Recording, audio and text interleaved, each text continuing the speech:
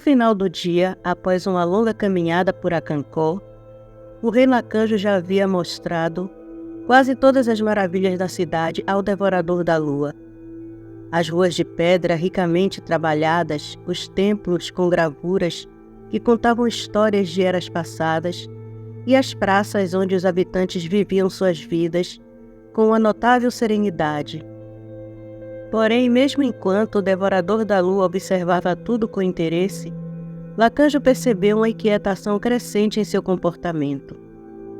Eles estavam agora em um ponto elevado, onde podiam ver a cidade se estender ao redor, banhada pelos tons dourados do crepúsculo.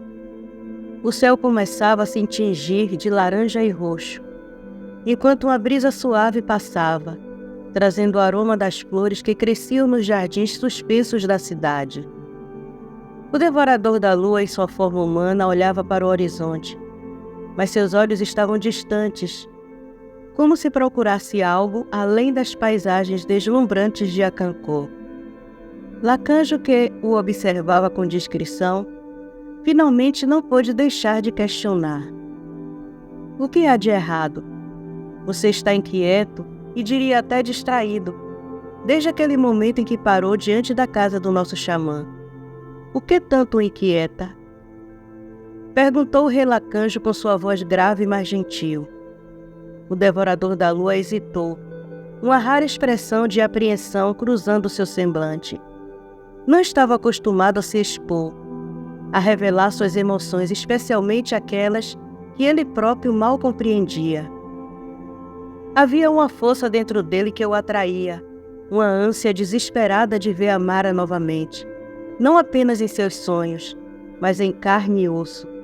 Ele queria estar perto dela, sentir sua presença, mas a confusão sobre o que isso significava e a culpa pelo que havia feito o deixavam dividido. Ele olhou para Lacanjo, um homem de grande força, mas também de bondade, alguém que parecia compreender mais do que deixava transparecer.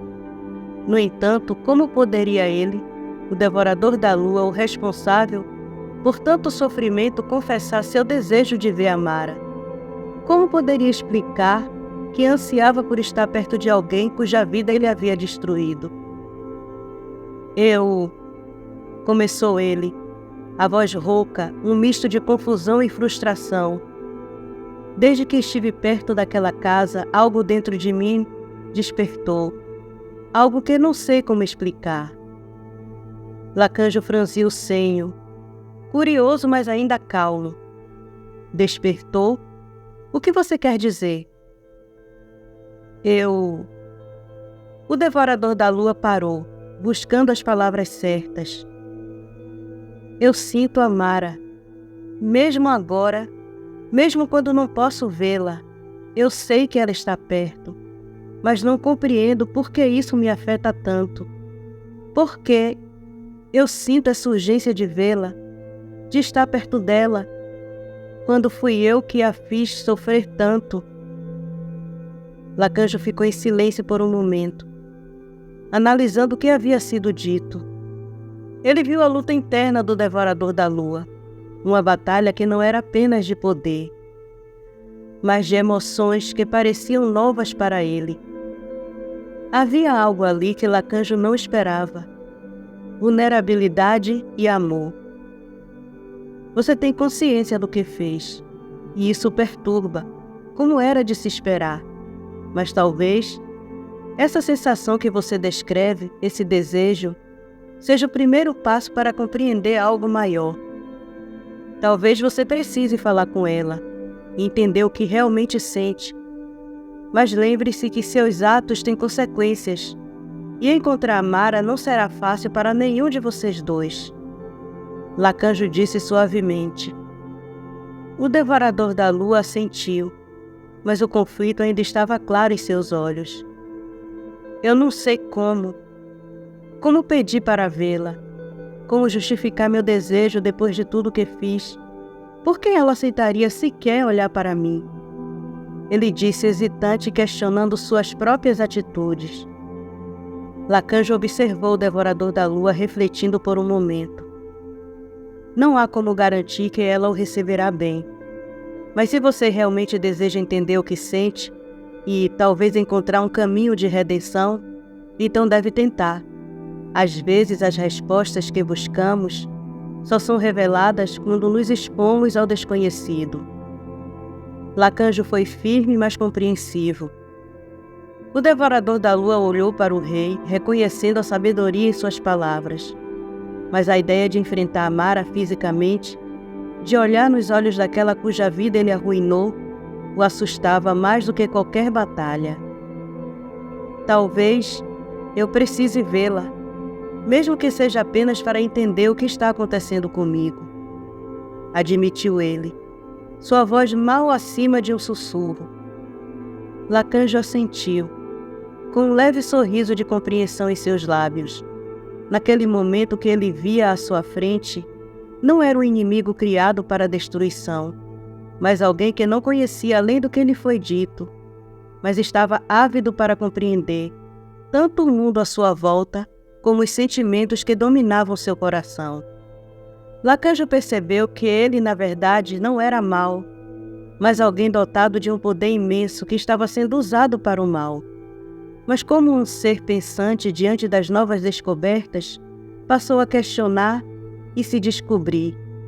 A impressão que o rei Lacanjo tinha era que o devorador da lua ainda poderia se tornar um aliado, ao invés de um inimigo. E se a Mara fosse a chave, e o caminho para isso, sua parte seria incentivar esse encontro. Com a calma que contrastava com a intensidade da situação, ele disse: "Então vá. Eu pedirei a Itizel que a traga até você se é o que realmente deseja." O devorador da lua, ainda dividido, apenas assentiu. Ele sabia que o que viria a seguir poderia mudar tudo, tanto para ele quanto para Mara. E pela primeira vez em muito tempo, ele se sentiu vulnerável, mas também determinado. Mesmo que fosse o início de um caminho incerto, ele estava disposto a percorrê-lo, guiado por um desejo que nem ele próprio compreendia completamente. Os dois homens, tão distintos em suas origens e destinos, caminharam lado a lado de volta à praça, onde haviam se encontrado pela primeira vez. O devorador da lua, ainda tomado por uma inquietação que não conseguia dissipar, seguia os passos firmes e confiantes do rei Lacanjo, que parecia compreender o peso de suas preocupações, sem precisar de mais explicações. Os olhos do devorador da lua ainda vagavam pelas construções imponentes de Acancó, mas sua mente estava em outro lugar, focada em uma única pessoa. Ao chegarem à praça, Lacanjo parou. Voltou-se para um dos seus guardas. O homem era alto e forte, mas não pôde esconder a tensão que atravessou seu corpo ao receber a ordem. "Vá até a casa de Itizel e peça que a Mara venha até aqui. O devorador da lua deseja vê-la." Ordenou Lacanjo, sua voz carregada com a autoridade de um líder que sabia exatamente o que estava fazendo. O guarda engoliu em seco, seus olhos brevemente encontrando os do devorador da lua, que o observava em silêncio. A mera presença daquele ser poderoso fazia seus pelos se arrepiarem, mas ele não ousaria questionar o comando de seu rei. Com um aceno, o guarda se virou e partiu rapidamente em direção à casa de Itizel. No caminho, sua mente fervilhava com os pensamentos sobre o que aquela reunião significava. A Mara, que todos sabiam ter sofrido nas mãos do devorador, agora seria chamada para um encontro com ele? O guarda não conseguia entender as intenções do seu rei, mas sabia que deveria obedecer. Ao chegar à casa de Itizel, bateu na porta com determinação, mesmo que seu coração estivesse acelerado. Shu, o xamã, foi quem o atendeu, abrindo a porta com um olhar calmo, mas penetrante. O guarda respirou fundo antes de falar. "O rei Lacanjo ordena que a Mara vá até a praça central. O devorador da lua deseja vê-la." Dentro da casa, o clima era de tensão silenciosa. Todos se olharam confusos e apreensivos com a ordem do rei. Arral, preocupado, perguntou: "Meu pai enlouqueceu?" Vai entregar Amara justamente para quem a machucou? Shu não mostrou surpresa, mas respondeu para Hao. Além de seu pai, ele é o rei, e as ordens do rei não devem ser questionadas. E o rei Lacanjo sempre foi sábio em suas decisões. Shu foi até sua filha Itizel, a guardiã do Querne, e transmitiu as ordens do rei. Itizel, que estava sentada ao lado de Amara, que desde o momento em que sentiu o devorador da lua se aproximar da casa, seu coração não parava de bater descompassado. Ela não entendia por que aquele ser, que deveria ser seu inimigo, a atraía de uma forma tão intensa.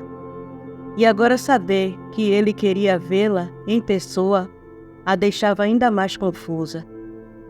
Itizel levantou-se com calma, se colocou de frente para Amara e disse: As peças do jogo do destino acabaram de ser dispostas no tabuleiro do tempo, Amara.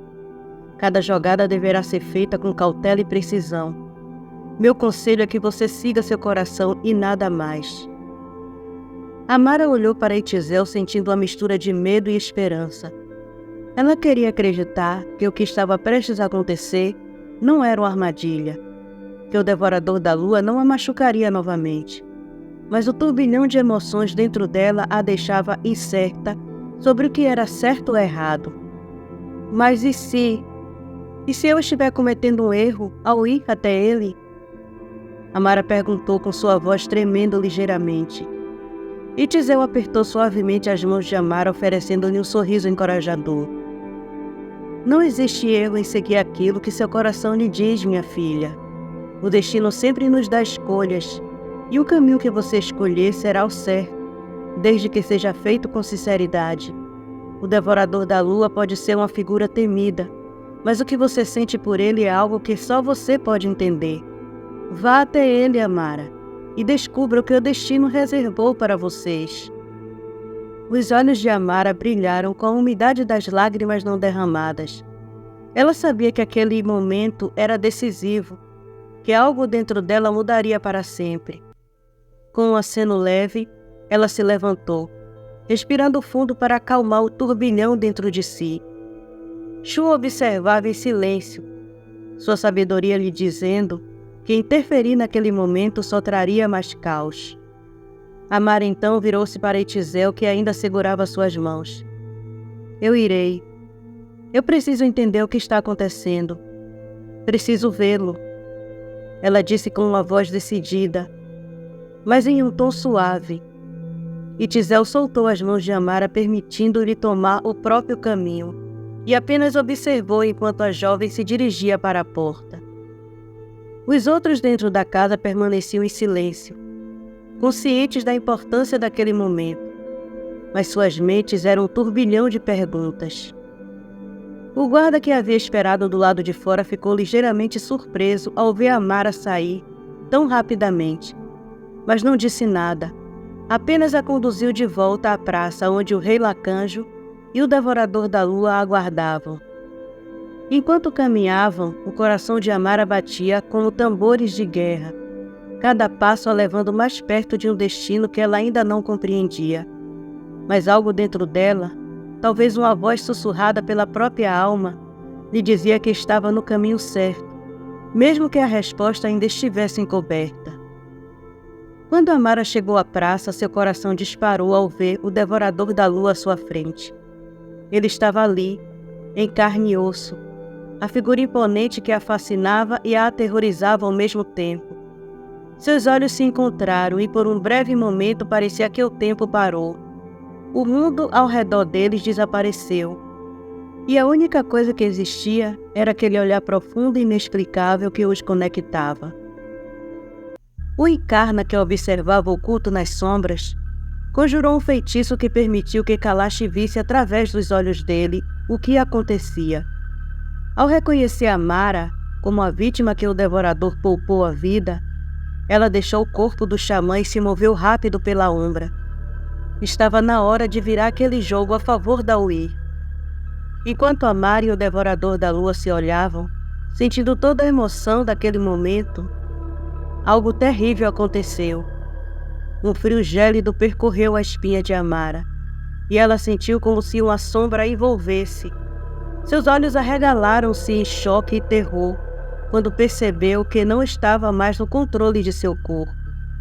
A presença de Kalash, uma força maligna e dominadora, invadiu-a com a rapidez de um predador faminto. Sem a proteção de sua fera interior, Amara era vulnerável e sua alma gritou em desespero ao perceber que estava sendo tomada. O Devorador da Lua, que até então tinha se mantido calmo e controlado, sentiu seu coração apertar em um misto de medo e culpa ao ver a mudança súbita nos olhos de Amara. Aqueles olhos que antes estavam cheios de vida agora escureciam, assumindo um tom negro e vazio. O sorriso que surgiu nos lábios dela não era o de Amara, mas sim o reflexo da crueldade e do sadismo de Kalash. Ele, que tantas vezes fora o causador de destruição e dor, sentiu-se pela primeira vez verdadeiramente impotente. Amara, ele murmurou, sua voz traiçoeiramente fraca, quase como um sussurro. O rei Lacanjo, que até então observava com uma mistura de curiosidade e preocupação, sentiu seu próprio coração pesar ao ver o que estava acontecendo. A força e o poder do Devorador da Lua eram incomparáveis, mas mesmo assim ele parecia incapaz de impedir o que se desenrolava diante deles. Lacanjo sentiu uma onda de tristeza e frustração ao perceber que, apesar de seus esforços para manter a paz, o destino de Amara estava nas mãos de uma força maligna que ele não podia combater diretamente. Amara, por dentro, lutava desesperadamente contra a invasão de Kalash, tentando resistir, tentando gritar, mas seu corpo não respondia. Era como se estivesse preso em uma escuridão sem fim, incapaz de se libertar ou de comunicar seu sofrimento. Ela via tudo o que acontecia ao seu redor, sentia a dor e o horror nos olhos do rei Lacanjo e do Devorador da Lua, mas não conseguia fazer nada para impedir o que acontecia. Kalash, agora completamente no controle, moveu os lábios de Amara em um sorriso que não era o dela, e com uma voz cheia de malícia e intriga, começou a falar, utilizando o corpo da jovem como uma marionete para transmitir sua mensagem vil. O Senhor estava certo, meu soberano. Os habitantes de Acancó são inocentes demais. Agora será fácil conquistar a cidade, já que a conhece por inteiro, e eles jamais machucarão essa filha preciosa de Acancó. Ela disse, a voz cheia de um tom zombeteiro e cruel que nunca havia pertencido a Amara. As palavras caíram como um golpe mortal sobre o Devorador da Lua. Cada sílaba um lembrete de que ele, com sua curiosidade e ações, havia inadvertidamente se tornado um peão no jogo sombrio de Kalash. A culpa e o desespero apertavam seu peito, como garras afiadas, e ele, que sempre se orgulhou de seu poder e domínio, agora se via perdido, incapaz de reverter o dano causado. O rei Lacanjo, percebendo a situação desesperadora, deu um passo à frente, mas sua mente corria em busca de uma solução, de uma maneira de salvar Amara, sem provocar uma catástrofe maior. A praça, que antes fora um lugar de encontro e paz, agora parecia impregnada de um mal antigo e insidioso. Kalash, ainda possuindo o corpo de Amara, deixou escapar uma risada baixa, um som que ecoava como um trovão na escuridão pelos corações dos presentes. O Devorador da Lua, por sua vez, ficou ali, imóvel, sentindo-se esmagado por uma sensação de impotência que nunca antes havia experimentado. Tudo o que ele queria naquele momento era desfazer o que ele havia causado, mas parecia que, por mais poderoso que fosse, ele havia perdido a batalha mais importante, a de proteger aqueles que talvez nunca deveriam ter sido seus inimigos. Amara, ainda lutando contra a presença que a controlava, sentia seu coração se despedaçar. Sabia que de alguma forma havia confiado no Devorador da Lua. Sentia algo por ele, mas agora tudo estava manchado pela traição que ela não havia pedido, mas que estava sendo forçada a realizar. Suas lágrimas interiores queimavam como fogo, mas seu corpo, sob o domínio de Kalash, permanecia impassível, um símbolo cruel do jogo que estava sendo jogado. O que aconteceria a seguir estava além do controle de todos ali. E enquanto Kalash sorria através dos lábios de Amara, o Devorador da Lua sabia que precisaria encontrar uma maneira de reverter aquilo, não apenas para salvar Amara, mas para encontrar o seu próprio lugar no mundo, um lugar que não fosse definido pela escuridão e destruição que ele sempre acreditou ser sua única natureza.